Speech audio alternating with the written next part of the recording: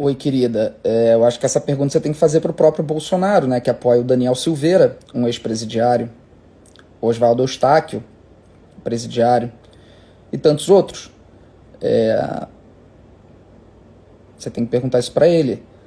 É importante você entender que ser preso não é uma constatação de culpa. Você tem prisões que são absolutamente ilegais e que são derrubadas justamente por serem ilegais. Só que esses que eu citei não tiveram suas prisões derrubadas ainda. Talvez nunca sejam. É fake que o PT roubou 1 trilhão e 400 bilhões dos cofres públicos. É óbvio, querido, mas aí é uma questão de matemática básica, né? Isso é o PIB brasileiro em dólar, né? É inacreditável alguém acreditar numa mentira dessa, né? Você imagina se distribuísse isso pelos políticos, a quantidade de dinheiro que isso daria para cada político, onde estaria esse dinheiro e onde estariam esses políticos com essa quantidade? Seriam os mais ricos da Terra? Pelo amor de Deus, gente. Não, né? Entendam uma coisa, gente. Há uma diferença entre pessoas que compõem o governo ou orbitam o governo cometerem crimes e o próprio presidente cometer algum tipo de ilegalidade. Então, se você diz que o Lula é ladrão porque pessoas da área da saúde desviaram dinheiro, você tem que imediatamente confirmar que Bolsonaro também é ladrão. Porque nós já sabemos que houve corrupção durante a gestão Pazuello no Ministério da Saúde. Também foi desviado dinheiro da saúde. Nós já sabemos que houve compra e desvio de dinheiro com lavagem de dinheiro através de igrejas no setor da educação. Nós sabemos que houve propina em barras de ouro. Então, se o Lula é ladrão, o Bolsonaro é ladrão. Você não pode dizer que um é e o outro não é. O que o Lula roubou, uma vez que só chamam ele de ladrão? Essa é uma ótima pergunta. Pergunte para essas pessoas que chamam ele de ladrão. O que o Lula roubou? Essas pessoas vão responder do dinheiro desviado da saúde, do dinheiro desviado da educação e de tudo mais. Quem desviou esse dinheiro? Foi o Lula? E aí começa a se ir a mais fundo nas notícias e você vê que, na realidade, a única coisa pela qual o Lula foi de fato condenado foi por um triplex. Um apartamento vazio que ninguém morava, com fotos que mostravam o apartamento completamente abandonado. Todos os escândalos de desvio de dinheiro da saúde, educação, etc., eram de pessoas que estavam ao redor, ou orbitando, ou fazendo parte do governo. Assim como o Bolsonaro teve as mesmas acusações de desvio na saúde, na educação. O resumo é, não existe governo algum, aliás, na história do planeta Terra, em que não existam pessoas corruptas, ou orbitando ou dentro do próprio governo. Não existe. A única coisa que você pode fazer é confiar nas instituições que investigam, prendem, né, e fazem todo tipo de sanção. Durante o governo do PT, a gente pelo menos podia dormir tranquilo que as coisas seriam investigadas. Durante o governo Bolsonaro, não. Tudo foi acobertado, tudo foi aparelhado, tudo foi impedido de ser investigado.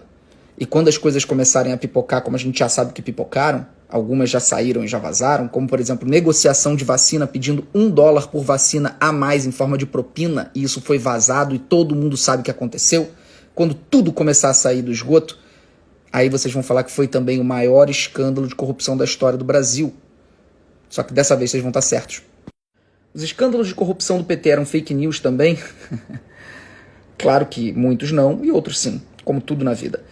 Mas vocês sabiam que o PT não é sequer o partido que tem mais quantidade de políticos caçados ou quantidade de políticos impedidos de se candidatar pela lei da ficha limpa, por exemplo?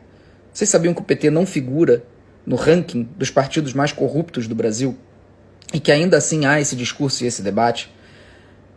A pergunta que eu te deixo é: como se descobre um escândalo de corrupção?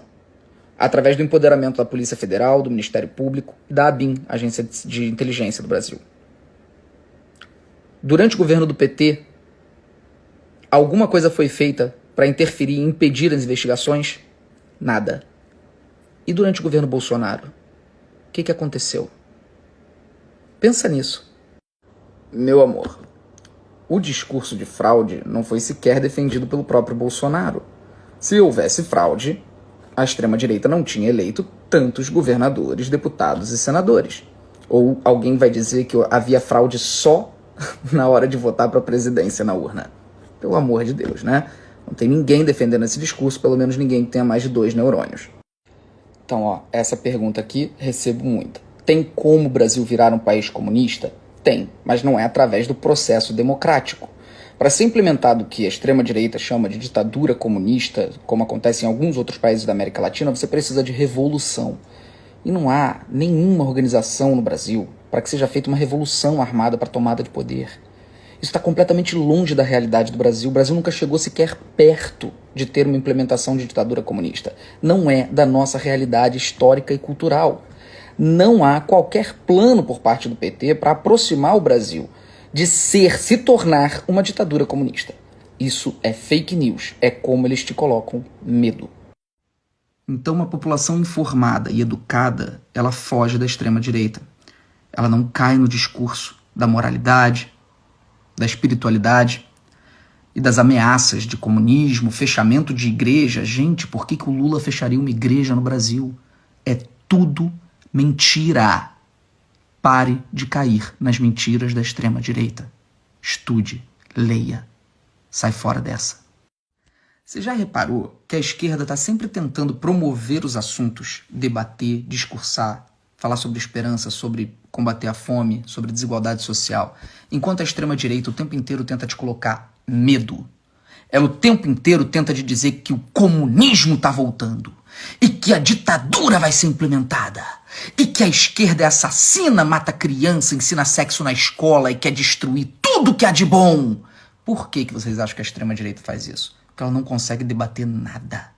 Absolutamente nada. Ela vive de implementar o medo de fantasmas na cabeça da população. O mesmo vale para qualquer outra questão, como o aborto. Para você legalizar o aborto ou fazer qualquer mudança na legislação, você precisa de um projeto ser apresentado no Congresso Nacional, ser votado pelos senadores e deputados. O presidente só sanciona ou veta, e o veto pode ser derrubado. Então, não caiam nas mentiras ardilosas da extrema-direita. Eles vivem para te assustar. Você já reparou isso? Presta atenção. Um presidente da República não pode liberar as drogas. Não é assim que funciona o processo político. Eu recebo muita mensagem de gente falando: como você vai votar num cara que vai legalizar as drogas? Ele não tem como. A legalização das drogas só pode acontecer através do Congresso Nacional. Um projeto de lei precisa ser apresentado e votado pelo Congresso, pelo Senado e depois pelos deputados. E depois ele vai para a sanção ou veto do presidente. E se o presidente vetar, o próprio Congresso pode sancionar depois. Então quem decide são os deputados e senadores, não o presidente. É fundamental que você entenda essas questões, porque é dessa forma que a extrema-direita te manipula. Ela mente para você, usando essas pautas morais, querendo dizer que só ela defende essas pautas e que qualquer político de esquerda está lutando pela legalização das drogas, pela legalização do aborto, e que o Lula vai fazer isso querendo se aproximar de regimes ditatoriais de esquerda. Tudo isso é mentira. Sim, eles mentem para você na cara dura para te manipular. Uai, seu app de vídeos curtos.